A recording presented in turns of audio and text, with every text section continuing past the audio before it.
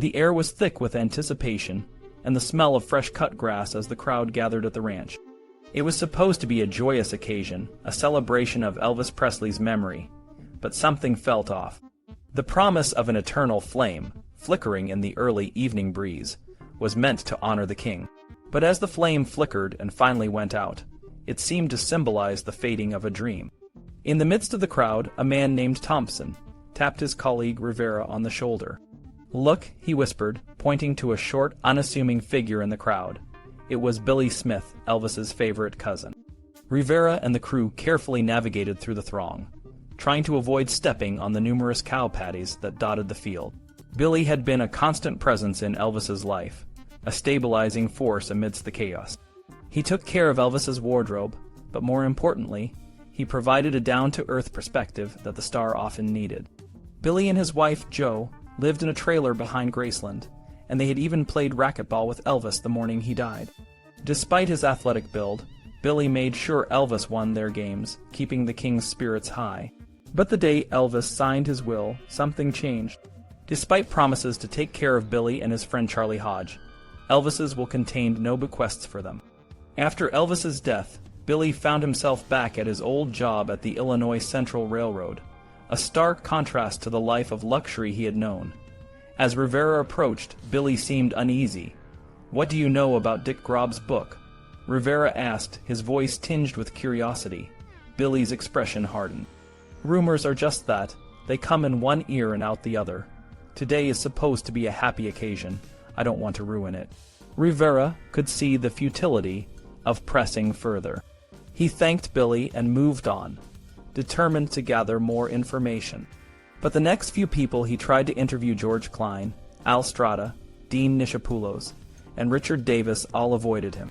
Klein, Elvis's disc jockey friend, had a bottle of pills he claimed Elvis had taken on the day he died. Strada, the first to arrive at Elvis's bathroom that fateful day, bolted as soon as he saw Rivera. Dean Nichopoulos, who had blamed Ginger Alden for Elvis's death, followed suit. Richard Davis, a former Presley employee who had admitted to participating in Elvis's drug use, also refused to talk. The heat of the day was making it difficult to continue. Rivera and Thompson realized they were getting nowhere. They needed a different approach. Meanwhile, back in Memphis, Mike Pleasance and Chuck Harrell, the attorneys for ABC 2020, were working tirelessly to uncover the truth. They had subpoenaed key witnesses and set up depositions. Morris Elliott, the hospital's executive vice president, and DRS. Eric Muirhead and Harold Sexton, who had been involved in Elvis's autopsy, provided crucial details. Elliott confirmed that the autopsy report had been presented to Vernon Presley, and that Dr. Francisco had initially agreed with the findings before changing his mind. Dan Warlick, a former investigator for Dr. Francisco, was particularly revealing. He had taken photos of Elvis's bathroom, but claimed they were in Dr. Francisco's file. Warlick's testimony filled in many gaps, but the photos remained a mystery. On September 4th and 5, Pleasance and Harrell interviewed Dr. Francisco, the medical examiner. The cramped, poorly lit office was uncomfortable, and the atmosphere was tense. Francisco's evasive answers only raised more questions. When asked about the Ep.Od.Doa BMH note, Francisco downplayed its significance, dismissing it as just another rumor. Pleasance pressed on, trying to understand why Francisco hadn't notified the prosecutor about the possibility of a drug overdose. Francisco argued that a drug overdose wasn't automatically a felonious act, and that he would need more evidence to make such a determination. As the deposition continued, the tension in the room grew. Dr. Francisco's answers were vague, and his reluctance to provide clear answers only deepened the mystery surrounding Elvis's death. The investigation was far from over, and the truth was still elusive. Rivera and Thompson returned to the ranch, their minds racing with the information they had gathered. The eternal flame had gone out, but the quest for answers was just beginning. In the tense, almost stifling atmosphere of the room, Francisco's answers seemed to come out in a slow, measured rhythm, as if he was carefully weighing every word. Pleasance, the lawyer, was relentless, pressing hard for answers that could unravel the mystery of Elvis Presley's death. He wanted to know if the medical examiner's office had investigated whether Elvis was supplied with drugs in quantities beyond what would be considered normal. Francisco, the medical examiner, initially claimed that they had no information on that. Pleasance pressed him further, asking if he or his team had conducted any independent investigation into Elvis's drug use. Francisco admitted that they hadn't, except for talking to some of Elvis's personal physicians. One of those doctors, Dr. George Nichopoulos, was a key figure in Elvis's life, and Francisco had spoken with him. When asked about what Dr. Nichopoulos had told him, Francisco revealed that the doctor had not admitted to any misuse of drugs by Elvis. This didn't surprise Pleasance, who knew that Dr. Nichopoulos would be hesitant to admit such a thing. Francisco did mention that Dr. Nichopoulos had informed him about some of the drugs Elvis was taking, but he had not listed them in his report. Pleasance then shifted his focus to the news conference Francisco held in October 1977, where he announced that drugs did not play a role in Elvis's death. He asked Francisco to name the 2 independent toxicologists he had consulted. After a whispered consultation with his attorney, Francisco reluctantly named Brian Finkel and Robert Blank. Pleasance then revealed that Francisco had not provided these experts with copies of Elvis's autopsy report, raising questions about how they could have come to any conclusion. The conversation turned to the drugs found in Elvis's body. Francisco stated that he found no illicit drugs, meaning drugs like cocaine or heroin. However, when asked if Schedule II drugs, such as Dilaudid, Percotin, Demerol, and Quaaludes, could also be considered illicit, Francisco conceded that they could be.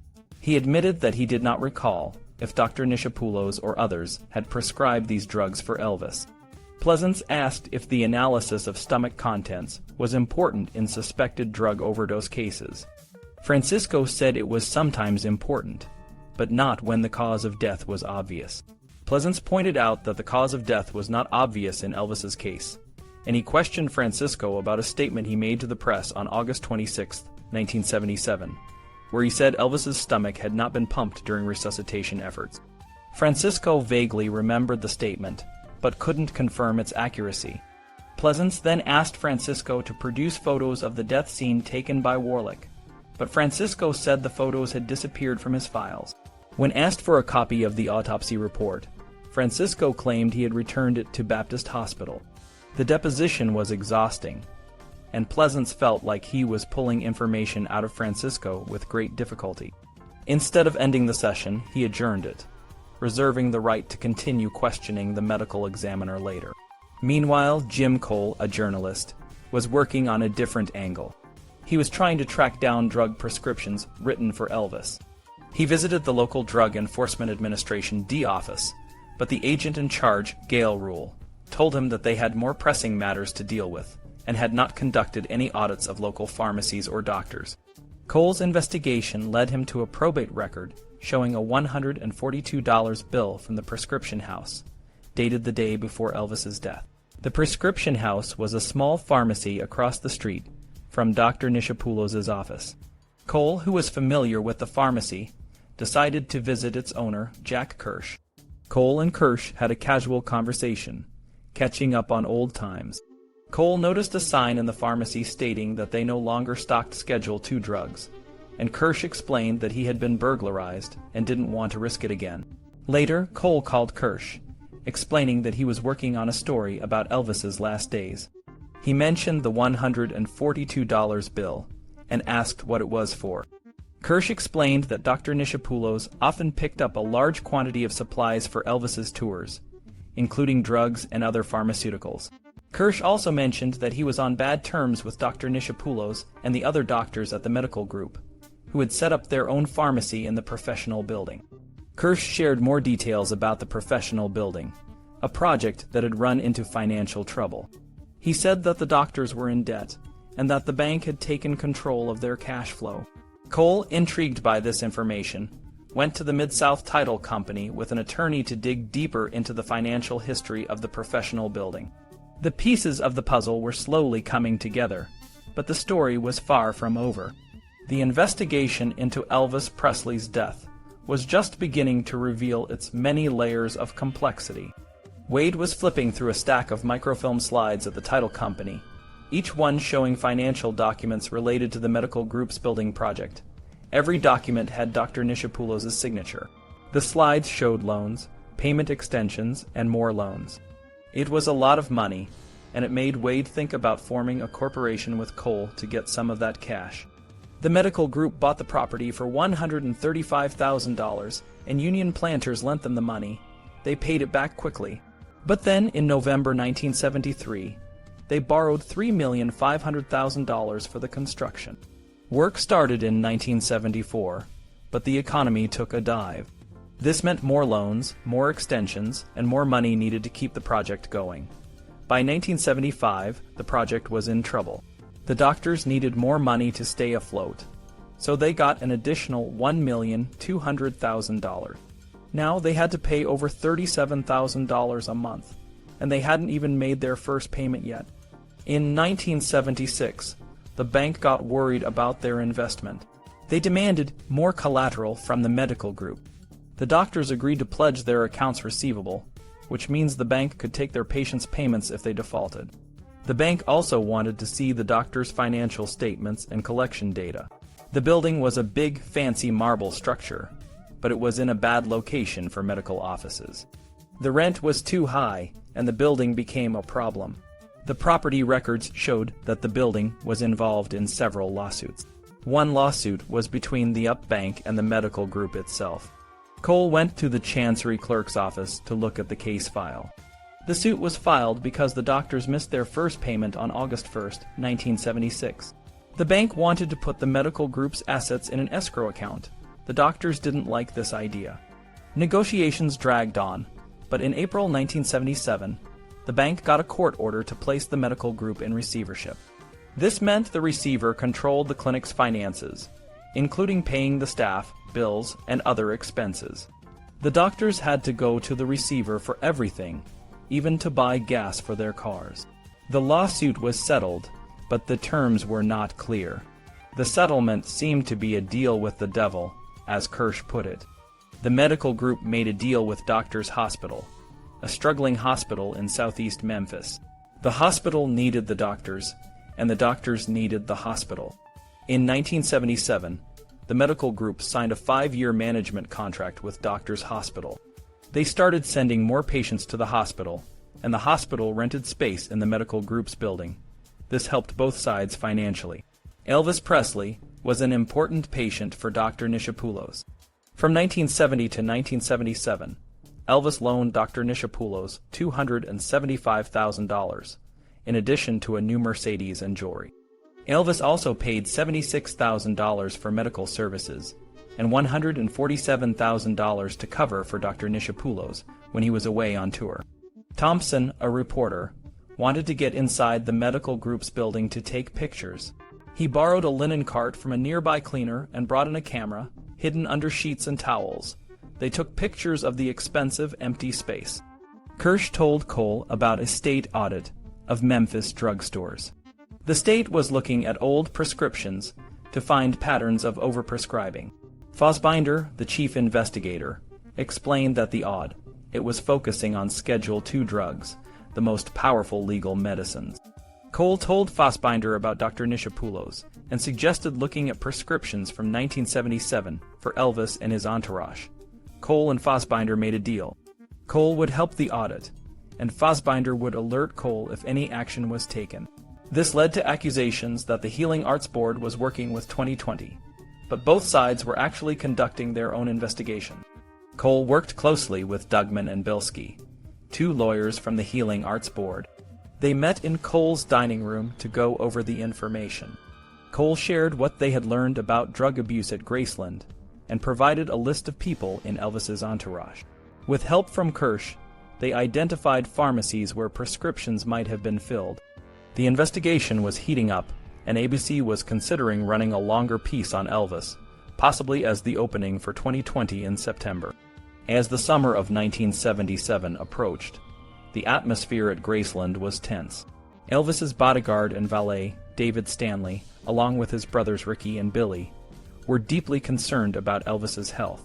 His demand for drugs had become relentless, and the number of near-overdose incidents was alarming. The Stanley brothers, who had grown up with Elvis after their mother married Vernon Presley, were now responsible for watching him around the clock. They were trying to predict when Elvis would finally succumb to his drug abuse. David Stanley recalled, "We were sitting around with deep concern. One of us said, 'Hey man, he just can't go on like this.' We all had a feeling, but no one wanted to say it out loud." Elvis's drug use had taken a toll on his appearance. Even his most devoted fans couldn't ignore his double chin and expanding waistline. His digestive system was struggling, but the extent of his drug abuse was a well-kept secret. Despite their concerns, David and Ricky were not on duty when Elvis died on August 16, 1977. They were supposed to monitor his drug intake and physical condition, but both were out of the house when Elvis collapsed in his bathroom. The first to discover Elvis's body were Joe Esposito and Al Strada, who were among the few people allowed in the house at that critical time. Dan Warlick, the medical examiner's investigator, found clear evidence of Elvis's drug problems, but his findings were largely ignored. Dr. Jerry T. Francisco, the Shelby County medical examiner, led the autopsy but later claimed he was just a consultant. Morris Elliott, the Baptist Hospital's administrative vice president, tried to cover for Elvis by telling the press he was suffering from respiratory distress. No photographs of the autopsy were taken, but a drawing commissioned by ABC 2020 later provided a good reconstruction of the setting. Dr. Harold Sexton, who worked behind the scenes to make the autopsy records public, sent large packages of samples to California for thorough testing. The results were shocking. Dr. Norman Weissman, the chief toxicologist at Bioscience Laboratories, was stunned by the levels of codeine and other drugs in Elvis's system.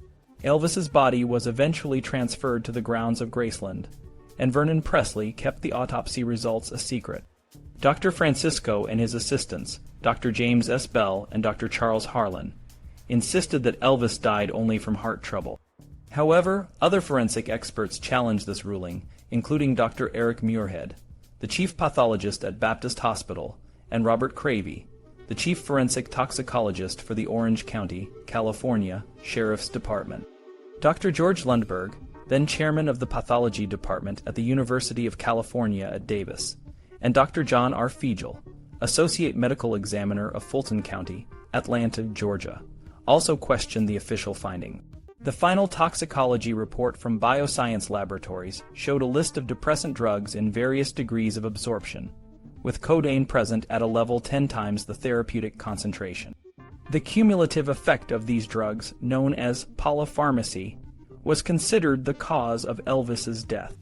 The autopsy also revealed significant cardiac hypertrophy and renal arteriolar sclerosis, both typically resulting from hypertension. Elvis's longtime manager, Colonel Tom Parker, watched Elvis's drug problems from a distance, uncomfortable but not interfering. Larry Hutchinson and David McGriff, who grew up in Elvis's North Memphis neighborhood, led the criminal investigation that resulted in the indictment of Dr. George C. Nichopoulos, Elvis's physician in Memphis, for overprescribing drugs. Tish Henley, who lived in a house trailer behind Graceland and dispensed drugs to Elvis on Dr. Nichopoulos' orders, testified before a grand jury about Elvis's habits.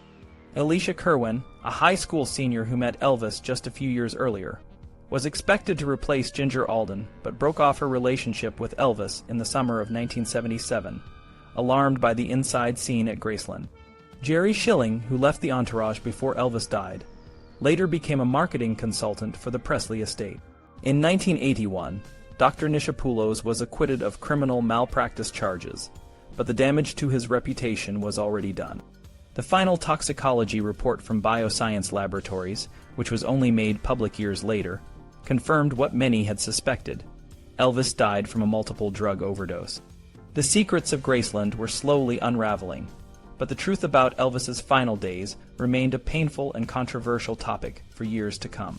David Stanley had come a long way since leaving Graceland. When Geraldo Rivera interviewed him in Dallas, David talked about his time with Elvis, especially the last years, which were tough. By 1977, almost everyone in Elvis's entourage was worried. Elvis was taking a lot of drugs, and it was clear he was in trouble. One night, Elvis was supposed to perform at LSU in Baton Rouge, but he couldn't even get out of bed. David had to tell the crowd that Elvis was too sick to perform. The audience was angry and threw things at David. It was a scary moment, and David felt helpless. After the tour was canceled, David was so upset that he went back to his apartment and started breaking things. He shot holes in the ceiling with his gun and smashed his aquarium. He was angry and felt like everything was falling apart. Elvis's father, Vernon, didn't seem to care much about the drugs. When David mentioned the high pharmacy bills, Vernon said, "Elvis needs those drugs." David saw Elvis as more than a normal person, almost like a demigod, and Elvis seemed to think the same way about himself. But sometimes Elvis would realize he was just a human being, and it would trouble him. David believed Elvis had a death wish. He was just burnt out, David said. He felt like he had done everything he could. When Rivera asked if Elvis's death was a suicide, David said no, but he admitted that Elvis had pushed himself too far.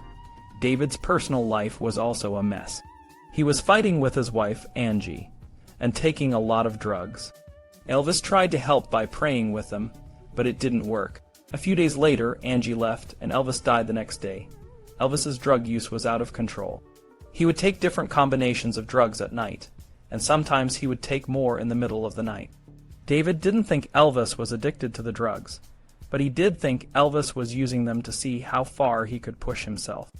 On the morning of August 16th, David's brother Ricky was told not to disturb Elvis while he was in the bathroom. Later, when David came on duty, he followed the same instructions.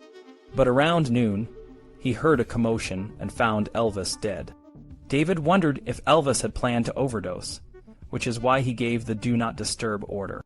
But there were other theories, and David's actions that day were mysterious.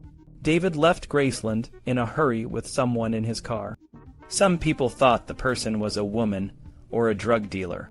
In his books, David gave different stories about who was in the car. In one version, it was a man named Mark, and in another, it was Elvis's cousin, Billy Smith. No one knew the truth, and it added to the mystery surrounding Elvis's death. Years later, David changed his story again. He claimed he had destroyed evidence that pointed to suicide, but this didn't match what other people remembered. Some said David wasn't even at the death scene when the cleanup happened. What was clear was that Elvis's behavior was becoming more erratic. In Los Angeles, Elvis threatened to buy a drugstore if he couldn't get his drugs. He even considered buying a pharmacy in Bel Air before his manager, Colonel Tom Parker, talked him out of it. As Elvis's overdoses became more frequent, the bodyguards had to watch him closely to make sure he didn't choke on his food while in a coma. David was sure that drugs played a big role in Elvis's death, but the official autopsy report didn't mention any needle marks. David found this strange because he knew Elvis was often injected with drugs. David and the other bodyguards talked often about how Elvis was going to die. They knew it was only a matter of time. David thought Elvis was almost curious about death, like he wanted to see what was on the other side, but he was going about it the wrong way. Elvis's fiancée, Ginger Alden, had a hard time. She was young and didn't understand what was happening. She saw Elvis take drugs every night and didn't know how to help. David said no one could stop Elvis, not even his father or Colonel Parker. In the last few months, Elvis was upset about a book his old bodyguards were writing. It would reveal his drug problems and other secrets. One night in Los Angeles, Elvis got so angry that he threatened to kill the bodyguards. David tried to calm him down, but Elvis drove around in a Ferrari at 140 miles per hour, looking for them. David finally got through to Elvis by asking who would take care of Lisa Marie if he went to jail. When David talked to Rivera, he still believed Elvis overdosed. He wasn't sure if it was suicide, but he knew Elvis had pushed himself too far. That night, after flying back from Dallas to Memphis, Geraldo Rivera called Ginger Alden and set up another interview for the next day. When Rivera, Charlie Thompson, and the camera crew arrived at Ginger's home, it was clear that both Ginger and her mother were more nervous than before. Ginger began to recount Elvis's last hours in her sing-song voice, making sure to mention that she and Elvis had talked about their wedding plans on the day he died. This time, Ginger added a new detail. She had been taking Quaaludes that day because she had menstrual cramps. Elvis had called Graceland's nurse, Tish Henley, to bring Ginger the pills. Around 6:30 a.m., While Tish was giving Ginger the Quaaludes, Ricky Stanley came up to give Elvis his first packet of medication. Ginger admitted that she was new to taking Quaaludes, and the pills made her fall into a deep sleep. Elvis woke her up around 8 a.m., saying he was restless and couldn't sleep. Ricky was called again to bring Elvis more medication. Later, Elvis woke Ginger up a third time, telling her he couldn't sleep and heading to the bathroom with a book on psychic energy. Ginger said she slept until 2 p.m. and then called her mother. However, she didn't mention the call she had earlier told Rivera about, to a friend who was supposed to join her on the concert tour. She also didn't explain how she managed to get so well-groomed and dressed before finding Elvis dead on the bathroom floor. Rivera tried to ask more questions about her awareness of drug abuse, the availability of drugs at Graceland, and which doctors provided drugs to Elvis. But Ginger either didn't know or didn't want to answer. Rivera felt she had shared all she was willing to. On the way downtown to interview county officials, Thompson and Rivera discussed Ginger's story. "Do you believe her now?" Rivera asked. "Partially," Thompson replied. "I don't think she could handle Elvis's drug abuse, but I also think she made some phone calls and cleaned up. She doesn't want to admit she got up earlier than she said, but I don't believe she found him, left him on the floor, fixed herself up, and then called the National Enquirer." Thompson planned to track down Jim Kirk, a freelance writer for the Enquirer, who claimed Ginger tipped him off about Elvis's death before calling for help. "I don't believe that story, but I want to check it out," Thompson said. Rivera felt sorry for Ginger and thought anyone who said bad things about her was lying. They agreed to move on to the next interview.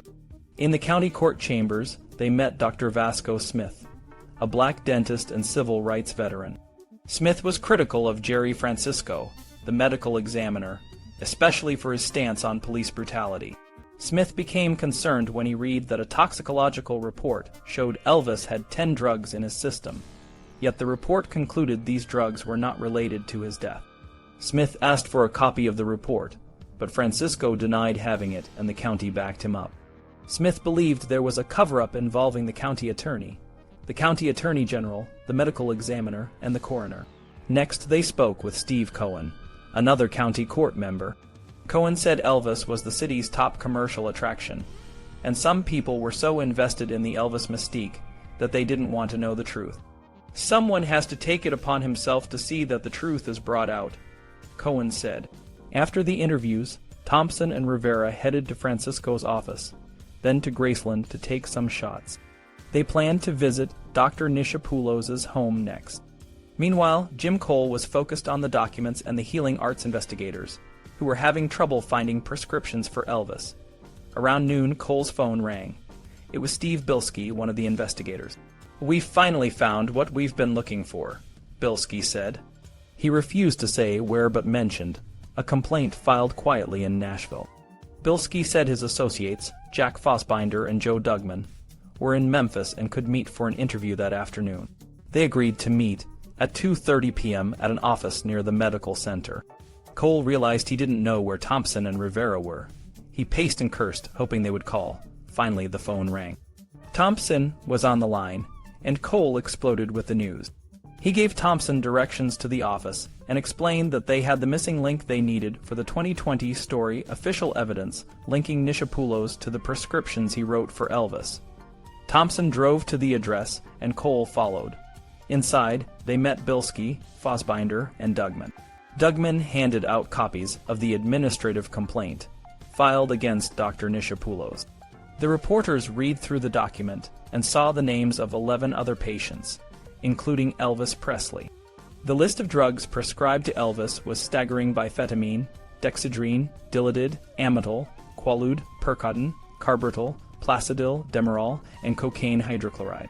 On August 15, 1977, the day before Elvis's death, Nichopoulos had written prescriptions for 100 Percotins, 20 cc's of liquid Dilaudid, 50 Dilaudid tablets, 112 Amytal pills, 150 Quaaludes, 178 dexedrine, and 100 amphetamine tablets. On the morning of his death, Nichopoulos had written another prescription for 6 Dilaudid tablets. Dugman stated the charges against Nichopoulos, including unprofessional conduct, gross incompetence, gross ignorance, gross negligence, and gross malpractice.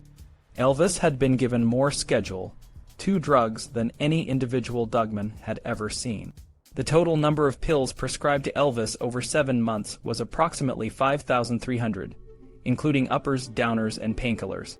Later, this number would be revised to about 12,000 pills over the last 20 months of Elvis's life. When asked if there were any medical reasons for such overprescribing, Dugman said no. He added that Elvis was clearly abusing drugs. Bilski mentioned that most of Elvis's prescriptions were filled at the prescription house by Jack Kirsch, not other pharmacies as previously thought. Dugman cautioned against broadcasting the details until Nichopoulos was served with the complaint the next day. Rivera promised to keep the information under wraps, but mentioned they were headed to Nichopoulos' office next. The afternoon sun beat down like a relentless drum, and the air felt thick and heavy. It was September 6, 1979, and the heat was refusing to let go of summer. Jim Cole, Charlie Thompson, Bob Brandon, and Phil Lauder were feeling the weight of every degree as they stood on the asphalt parking lot behind Dr. Nichopoulos' small medical office. Geraldo Rivera was inside, trying to convince the doctor to talk on camera. Thompson wasn't holding out much hope. This was the 7th time in 2 months they had tried, and Nichopoulos always said no. Thompson was getting tired of waiting in the same spot, hoping to catch a glimpse of the doctor as he left for the day. The doctor's gold Mercedes convertible, a gift from Elvis, was always parked nearby, but there was a catch. A part-time chauffeur who worked for the medical group owned 2 big, fierce Doberman pinschers. Every time Thompson saw those dogs, they were on a leash, but the handyman had teased that they could get loose one day.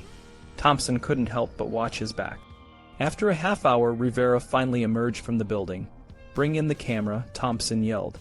He walked up to Rivera and asked, "How did you do it?"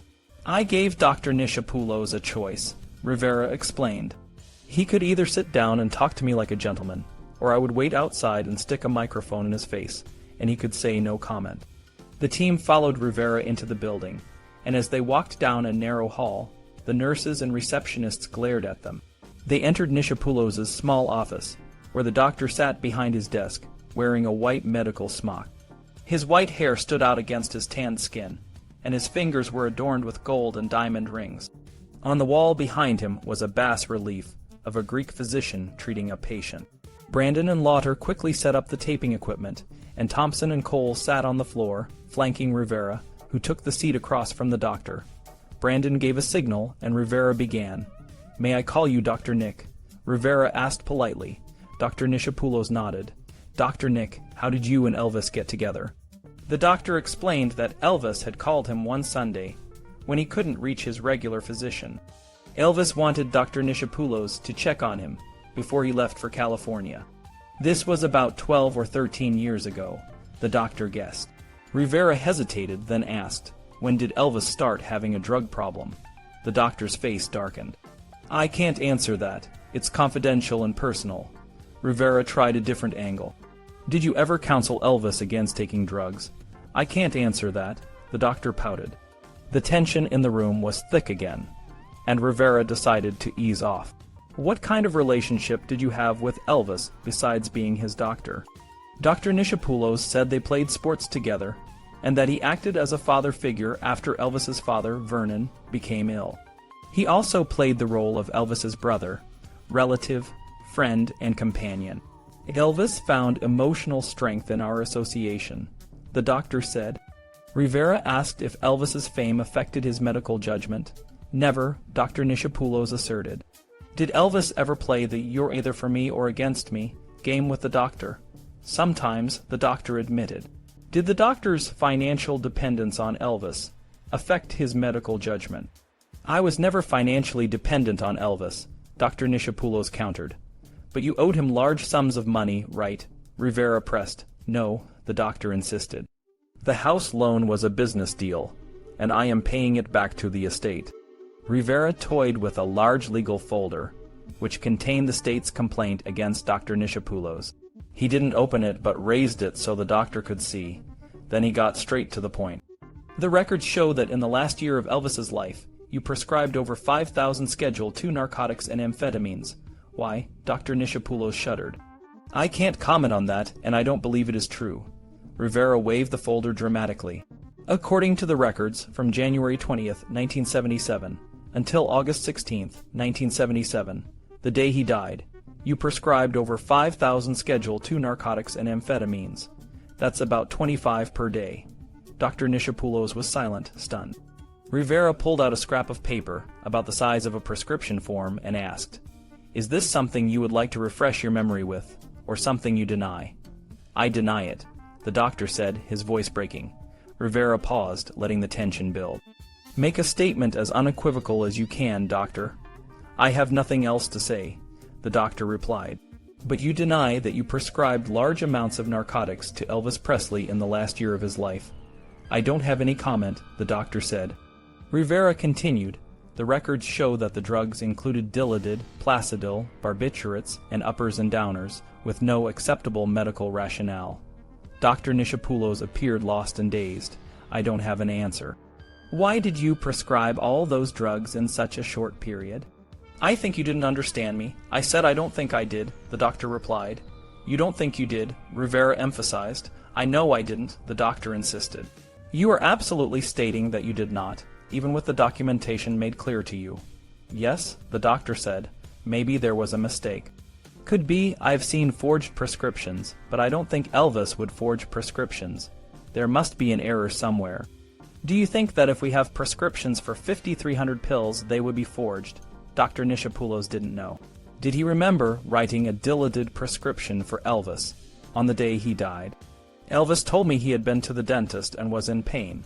He had a lot of pain and needed sleep because he was leaving for a tour the next day," the doctor explained.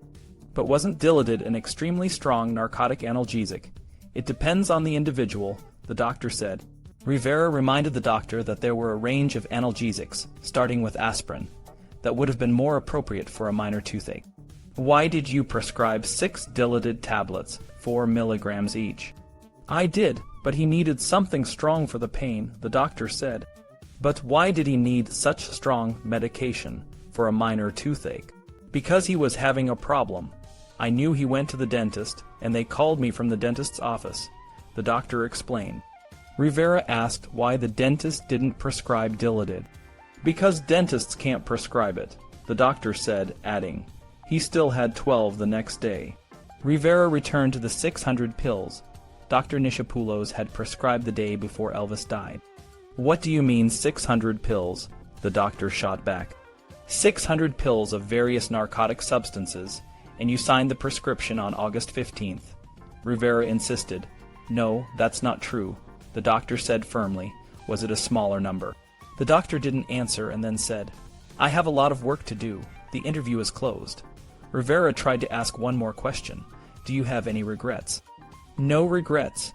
The doctor mumbled and placed the microphone on his desk.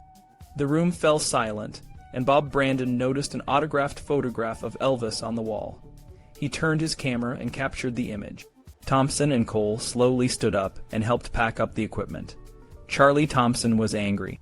He had found out that Jack Kirsch, a pharmacist, had supplied most of the drugs during the last 7 months of Elvis's life. Kirsch had been misleading Jim Cole, who in turn had been misdirecting the state investigators. Thompson wiped the sweat from his forehead and saw that his pharmacy was still open. Even though it was past 6 p.m., "Let's go across the street and get Kirsch," Thompson said. Cole didn't want to do it. He liked Kirsch, and believed 2020 owed him more than a harsh interview. Cole ran across the street and told Kirsch what was happening. "Geraldo and a camera crew are coming over to get your comments." "What, on camera?" Kirsch exclaimed. "No way." Kirsch saw Thompson coming across the street with Rivera and the camera crew. He bolted to the back of the store and locked himself in the bathroom. Thompson followed and started pounding on the door. "Go away, please go away," Kirsch moaned.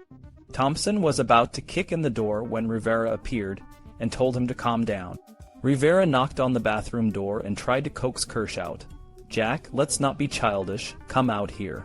Kirsch refused to budge. Rivera grinned and said, "This is a shitty place to do an interview." The sun was setting in Memphis as Geraldo Rivera and his team wrapped up their investigation into Elvis Presley's death. They had uncovered a story that shook the city to its core. It was a tale of secrets, drugs, and a city that didn't want to face the truth about its favorite son. Geraldo stood on the steps of the Shelby County Courthouse, the same place where many of Elvis's secrets had been buried. He looked out at the empty street, feeling a mix of sadness and determination. The investigation had been tough, but they had finally brought the truth to light. Elvis Presley was a legend, a man who brought joy to millions. Geraldo began, his voice steady. But behind the fame and the glory, there was a dark side, a side that many in Memphis didn't want to see, a side that involved drugs, doctors who were more than willing to prescribe them, and a city that turned a blind eye to the truth. Ricky Stanley, Elvis's one-time friend and drug supplier, had opened up about the last days of Elvis's life. He told Geraldo about the packets of pills he would bring to Elvis every night, how Elvis would take them without a second thought, and how he knew that something terrible was going to happen. Elvis had a serious drug problem, Ricky said. We all knew it, and we all did nothing to stop it. The investigation had revealed that Elvis's death wasn't just a tragic accident. It was the result of a system that failed him. The police had closed the case too quickly. The medical examiner hadn't done a thorough job, and the coroner's office had destroyed important evidence.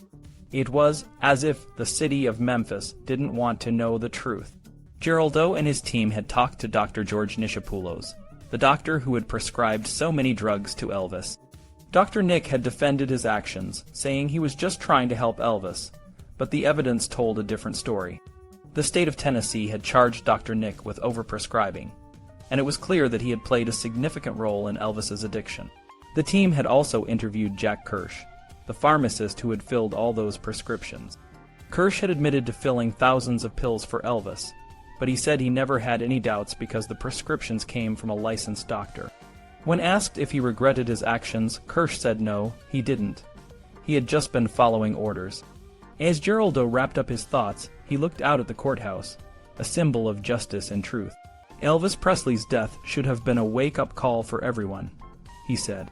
It should have made us question the system that allowed such a thing to happen. But instead, it was covered up, and the truth was hidden for years. The team had worked tirelessly to bring this story to light. They knew that it would shock many people, but they also knew that it was the right thing to do. The truth about Elvis's death deserved to be told, and now, finally, it was. Geraldo turned to the camera, his voice filled with a mix of sadness and resolve. Elvis Presley was a legend, but he was also a human being. He deserved better, and now, after all these years, the truth is out. We can only hope that this will prevent such a tragedy from happening again. As the sun set behind the courthouse, Geraldo and his team packed up their equipment, knowing that their work had made a difference. The story of Elvis Presley's death was finally being told, and the world would never forget it.